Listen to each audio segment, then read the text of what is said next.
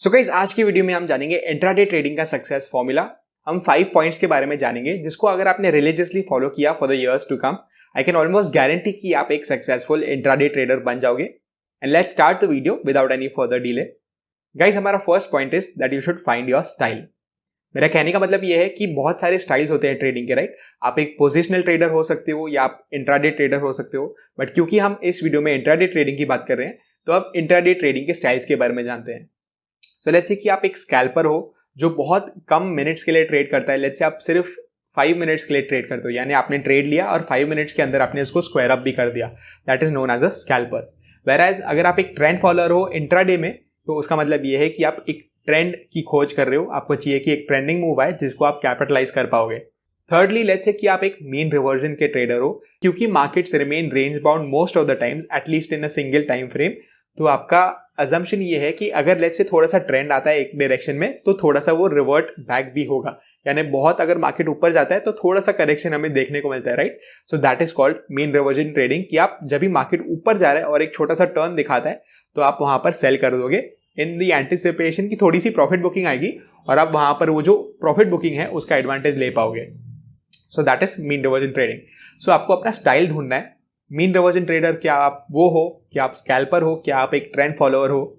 इसके बाद आपको ये देखना है गाइस कि क्या आप एक डिस्क्रिशनरी ट्रेडर हो कि आप एक सिस्टमैटिक ट्रेडर हो।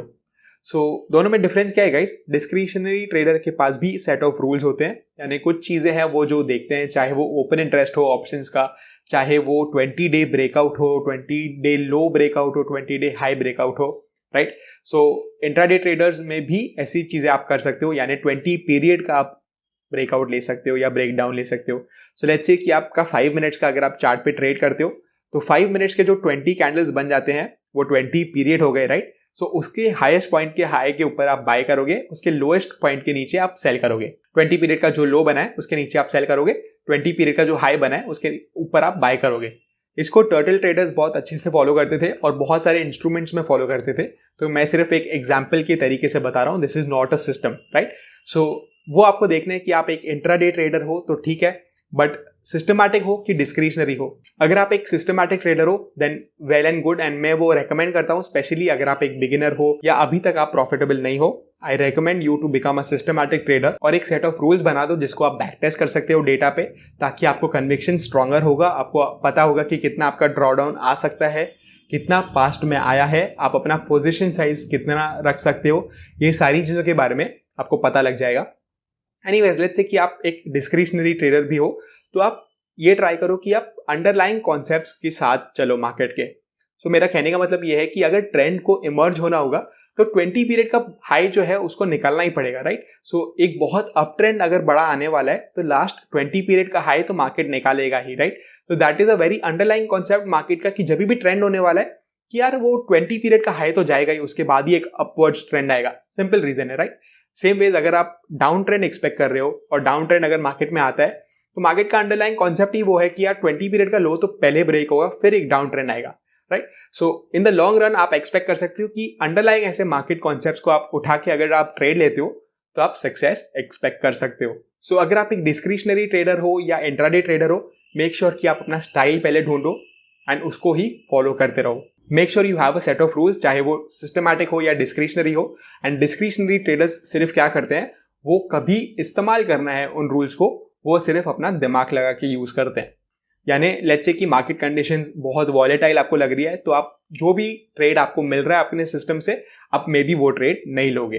सो that is called doing discretionary trading. Systematic traders क्या करते हैं, जैसे भी मार्केट कंडीशंस हो वो अपना दिमाग नहीं लगाते, वो ब्लाइंडली वो ट्रेड ले लेंगे, चाहे वो प्रॉफिट में हो, चाहे वो लॉस में हो, चाहे उनको लग भी रहा हो कि ये ट्रेड में लॉस होगा, फिर भी वो ट्रेड ले लेंगे, because the ultimate purpose is to be systematic and not put in emotions in your trading. हमारे पास बैक टेस्ट होते हैं, राइट, हम उसको ही फॉलो करते हैं and in the long run हम एक्सपेक्ट करते हैं कि वो बैक टेस्ट को मीट करने की कोशिश करें। सो लेट्स से कि बैक टेस्ट में अगर 50% के रिटर्न्स दिखाए हैं तो हम एटलीस्ट एम करेंगे 40% टू 45% रिटर्न्स के लिए as systematic traders, right. So this was the first point guys कि find your style. Quickly guys आगे बढ़ने के पहले मैंने रिसेंटली जीरोधा के साथ पार्टनरशिप की है, तो अगर आप अपना डीमैट अकाउंट खोलना चाहते हो या किसी और ब्रोकर से जीरोधा में आना चाहते हो, मेक श्योर कि जो डिस्क्रिप्शन में लिंक है आप उसको क्लिक करो एंड वहां से आप अपना जीरोधा अकाउंट खोल सकते हो। हमारा second point is guys that manage your risk well.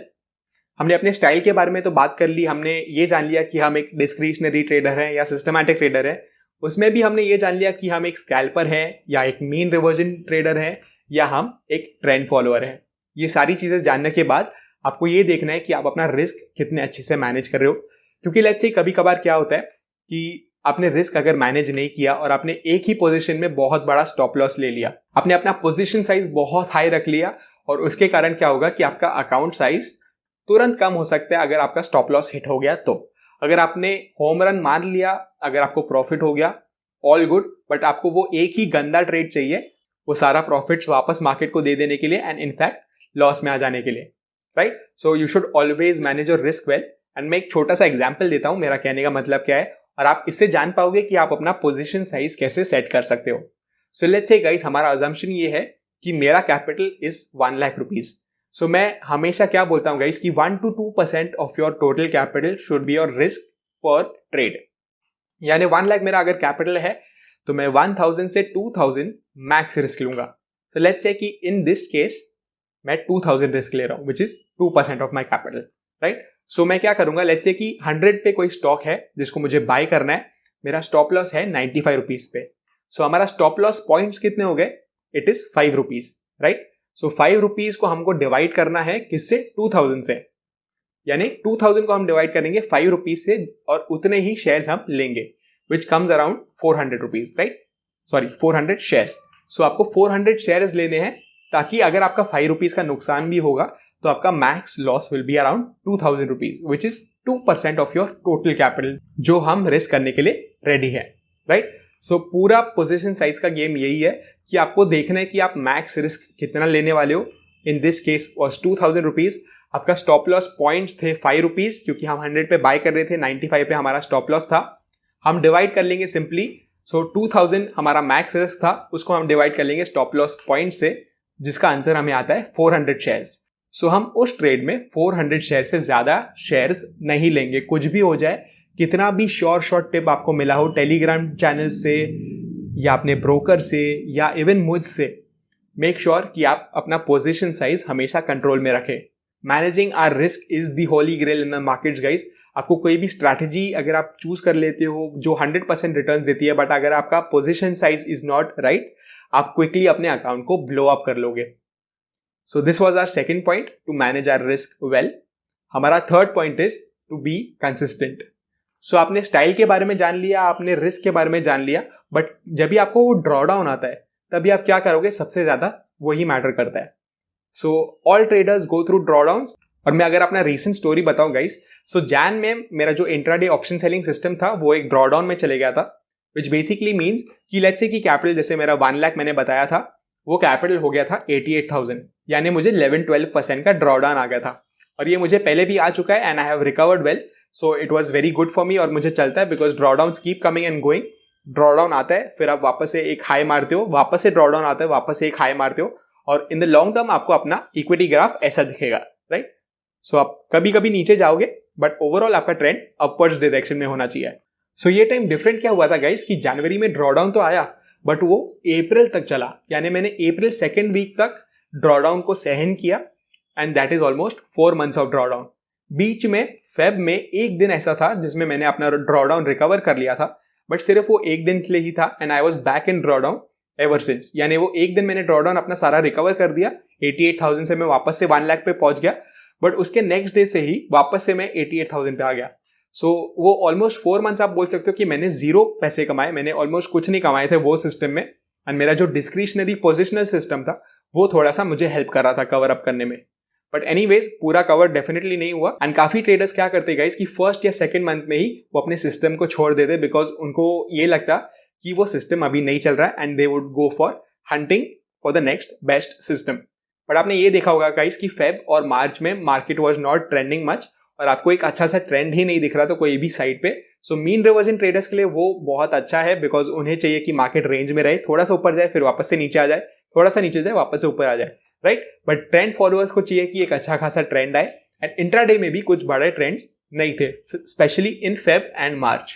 But April में मेरे सिस्टम्स ने फायर किया एंड फाइनली मेरा ड्रॉडाउन रिकवर हो गया। सो 4 मंथ्स की मेहनत गाइज अभी जाके रंग लाई है एंड ड्रॉडाउन अभी जाके रिकवर हुआ है। So most traders will not have the stomach to go through a 4 month drawdown, और वो काफी जल्दी इसको क्विट कर देंगे। So whole point is to be consistent guys, क्योंकि अभी नहीं तो कभी जब भी आपके फेवर में मार्केट जाएगा तभी आप अपने ड्रॉडाउन से बाहर निकलोगे।